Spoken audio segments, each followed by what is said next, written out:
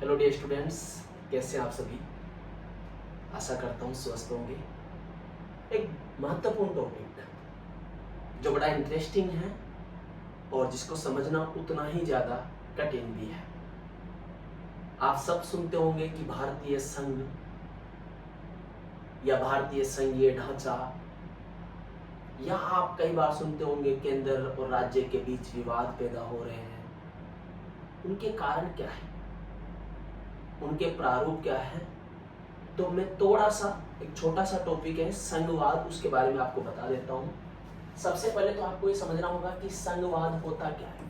What is federalism, संघवाद किसे कहते हैं। संघवाद क्या है आपको बता दूं। संघवाद के बारे में सबसे पहले मैं जानना होगा। तो संघवाद क्या है, यह एक ऐसी व्यवस्था है, एक ऐसी व्यवस्था है जहां केंद्र व राज्यों के मध्य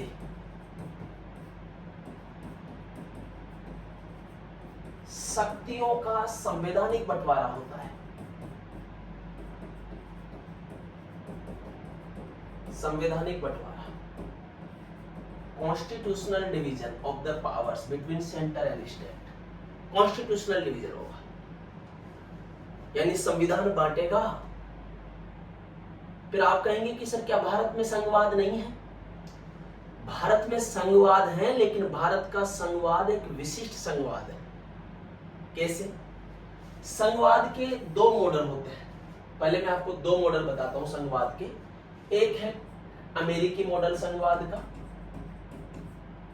और दूसरा है कनाडाई मॉडल।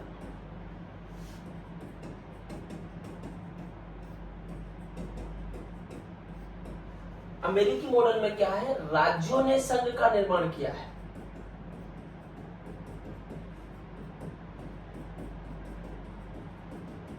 किसका? राज्यों ने किया है संघ का निर्माण।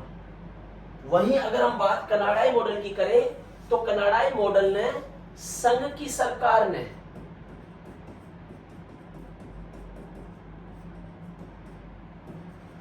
प्रशासनिक कार्य कुशलता के आधार पर, यानी कि किसी राज्य में शासन व्यवस्था ठीक से नहीं चल रही है तो उसको राज्य को दो भागों में बांट दे, के आधार पर संघ का निर्माण प्रशासनिक कार्य कुशलता के आधार पर। तो दुनिया में संघवाद के दो बड़े मॉडल हैं।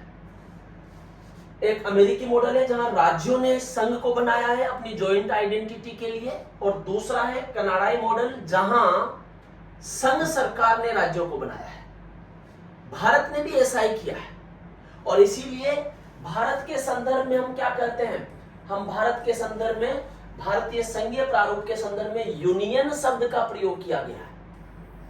यानी प्रशासनिक कार्य कुशलता के आधार पर केंद्र सरकार ने राज्यों का निर्माण किया है।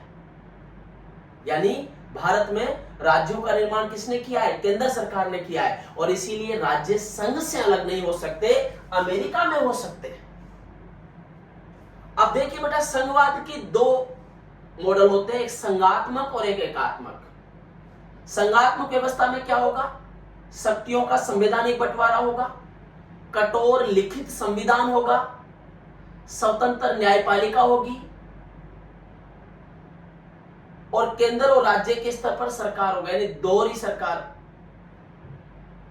एकात्मक में क्या है, ऐसा नहीं है। एकात्मक मॉडल में एकल नागरिकता होगी। एकात्मक मॉडल में संविधान सारी शक्तियां केंद्र को देता है, केंद्र संविधानुसार राज्यों को देता है। और एकात्मक मॉडल में जो केंद्र सरकार है, केंद्र सरकार के अधीन में न्यायपालिका होती है। तो एकात्मक मॉडल का उदाहरण ब्रिटेन है, संघात्मक मॉडल का उदाहरण अमेरिका है। भारत ने हम दोनों का मिश्रण लिया है, यानी हमने यहाँ लिखित संविधान है, हमारे यहाँ शक्तियों का संवैधानिक बंटवारा है, हमारे यहाँ पर फिर एकल नागरिकता है, हमारे यहाँ स्वतंत्र और निष्पक्ष न्यायपालिका है। तो न्यायपालिका हमारे यहाँ एकल है ना, संविधान भी हमारा एक ही है, नागरिकता भी हमारे यहाँ पर एक ही है। तो ये आपको एक मिश्रण इसका पता होना चाहिए।